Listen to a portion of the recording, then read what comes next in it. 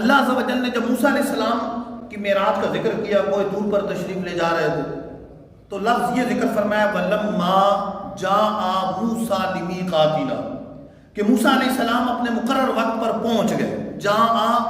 پہنچ گئے، تشریف لے آئے مقرر وقت پر. ابراہیم علیہ السلام کی معراج کا ذکر کیا تو فرمایا وَقَالَ إِنِّي ذَاهِبٌ إِلَىٰ رَبِّي، بولے کہ میں اپنے رب کی طرف جا رہا، خود جا رہا، اپنے رب کی طرف جا رہا. موسیٰ علیہ السلام کا ذکر کیا تو رب خود آ رہے ہیں، جا. موسیٰ ابراہیم علیہ السلام کا ذکر کیا تو خود جا رہا. لیکن جب محبوب کی معراج کا ذکر فرمایا تو یہ نہیں کہا کہ محبوب خود آئے، بلکہ کیا فرمایا سبحان الذی اسری بعبدہ، پاک ہے وہ ہستی جو خود اپنے محبوب بندے کو معراج پر لے گئے. ایک مہمان وہ ہوتا ہے کہ پیغام بھیج دیا وہ آ جائے گا، ایک وہ ہوتا ہے جو خود آ جائے. ایک پیغام بھیج دیا آ گیا. تیسرا وہ خصوصی مہمان ہوتا ہے کہ جس کے لیے باقاعدہ سواری بھیجی جاتی ہے، گاڑی بھیجی جاتی ہے کہ آپ گاڑی پر آئیں، ان کے لیے گاڑی بھیجی. 3 طرح کے مہمان ہو گئے. ایک یہ ہے کہ جو ویسے آ گئے محفل میں، ایک وہ ہے کہ ان کو کارڈ بھیجا گیا، پیغام بھیجا گیا، وہ آئے. اور تیسرے اتنے خاص ہیں کہ ان کے لیے سواری بھیجی گئی تو ادھر خود گئے، خود جا رہے ہیں، رب کے پیغام پر جا رہے ہیں یا خود جا رہے ہیں؟ خود جا رہے ہیں. لیکن ادھر محبوب کی معراج کا ذکر فرمایا تو جا نہیں فرمایا، ذاہب نہیں فرمایا، بلکہ فرمایا سبحان الذی اسری بعبدہ، پاک ہے وہ ہستی جس نے خود اپنے محبوب کو معراج کروائی. اعلیٰ حضرت امام اہل سنت اس بات کو بڑے پیارے انداز سے سمجھاتے ہیں. 2-3 واقعات کو اکٹھا کرتے ہیں ایک شعر کے اندر. ایک تو یہ ہے کہ موسیٰ علیہ السلام وادی ایمن گئے، کوئی طور پر، سرکار دو عالم صلی اللہ علیہ وسلم عرش سے بھی وہاں پر آ گئے. ایک اس واقعے کو جمع کیا. دوسرا اس کو کیا کہ ابراہیم علیہ السلام فرما رہا ہے انی ذاہب، یہ بھی ایک مہمانی، لیکن یہ مہمانی الگ ہے، اور اسری بعبدہ، رب نے خود معراج کروائی، یہ مہمان نوازی الگ ہے. تیسرا یہ کہ موسیٰ علیہ السلام نے تو عرض کیا تو رب ارنی انظر الیک، مالک مجھے اپنا جلوہ دکھا، میں تجھے دیکھنا چاہتا ہوں. تو رب نے فرمایا تھا لن ترانی، تو ہرگز نہیں دیکھ سکتا، تو نہیں دیکھ سکتا. ادھر میں خود کوئی دور پر گئے، اس طرح عرض کی، لیکن جواب یہ ملا. اور سرکار دو عالم صلی اللہ علیہ وسلم آرام فرما رہے ہیں. ام ہانی رضی اللہ تعالیٰ عنہ کے حجرے میں جبرائیل علیہ السلام آتے ہیں رب کا پیغام لے کر، چھت کو شک کرتے اور سرکار دو عالم صلی اللہ علیہ وسلم کے قدمین شریفین پر اپنے پر لگاتے، اور ایک روایت پر اپنے رخسار لگاتے، معراج النبوہ میں رخسار لگاتے، حضور کو بیدار کرتے اور عرض کرتے ہیں ان ربک مشتاق الیک، آپ کا رب آپ کے جلووں کا مشتاق ہے. اور سرکار دو عالم صلی اللہ علیہ وسلم جا رہے ہیں، خود فرماتے جبرائیل علیہ السلام سدرۃ المنتہا پر رک گئے.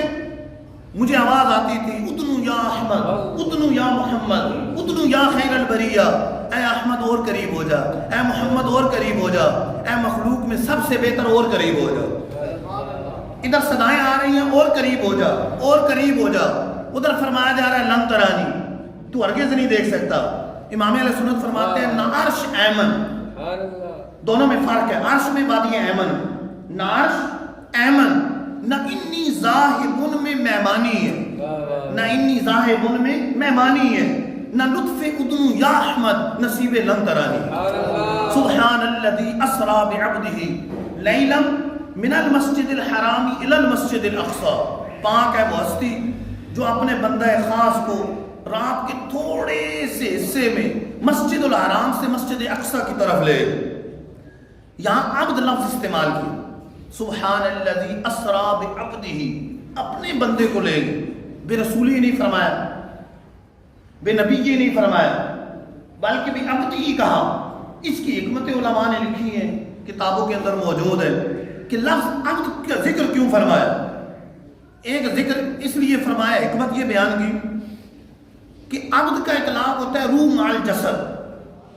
کسی کو وہم ہو سکتا تھا کہ یہ روحانی معراج ہے، جیسے آنکھیں بند کی، مراقبہ کیا اور پہنچ گئے روحانی معراج، یا نیند کی حالت میں، تو رب عز و جل نے لفظ عبد استعمال فرمایا، بے روح عبدی نہیں، اپنے بندے کی روح کو نہیں لے گئے، بلکہ فرمایا سبحان الذی اسرا بعبدہ، پاک ہے وہ ہستی جس نے بیداری کی حالت میں جسمانی طور پر اپنے بندے کو معراج کروائے۔ محض عبد نہیں فرمایا، بعبدہ، اپنے بندہ خاص، اپنی طرف اضافت فرمائے۔ کوئی کہ میں رب کا بندہ ہوں، میں رب کا بندہ ہوں، یہ الگ بات ہے، اور رب یہ فرمائے کہ یہ میرا بندہ ہے، یہ الگ معاملہ ہے۔ اپنے بندے کو معراج کروائے۔ رب عز و جل کہ اپنے محبوب پر کرم نوازیاں ہیں کہ اپنا ذکر فرماتا ہے تو اپنی اضافت محبوب کی طرف فرماتا ہے، اور محبوب کا ذکر فرماتا ہے تو محبوب کی اضافت اپنی طرف فرماتا ہے۔ وَإِذْ قَالَ رَبُّكَ لِلْمَلَائِكَةِ، اے محبوب یاد کرو جب تمہارے رب نے، تمہارے رب نے ملائکہ سے فرمایا وَاذْكُرْ رَبَّكَ كَثِيرًا، اپنے رب کا کثرت کے ساتھ ذکر کرو۔ اپنا ذکر کر رہے ہیں تو محبوب کی طرف اضافت ہے، اور جب محبوب کا ذکر کیا تو اپنی طرف اضافت فرمائی سبحان الذی اسرا بعبدہ، پاک ہے وہ ہستی جس نے اپنے بندے کو معراج کروائی۔ اپنا ذکر کرتا ہے محبوب کی طرف اضافت فرماتا ہے، محبوب کا ذکر ہوتا ہے تو اپنی طرف اضافت فرماتا ہے۔ گویا کہ دنیا والوں کو بتایا جا رہا ہے کہ یاد رکھو دنیا والوں، میرا محبوب میرا ہے اور میں اپنے محبوب کا۔ حضرت عیسیٰ علیہ السلام جب آسمانوں کی طرف اٹھائے گئے تو عیسائی گمراہ ہو گئے، یہ نعرے لگا دیے کہ یہ تو اللہ کے بیٹے ہیں، معاذ اللہ۔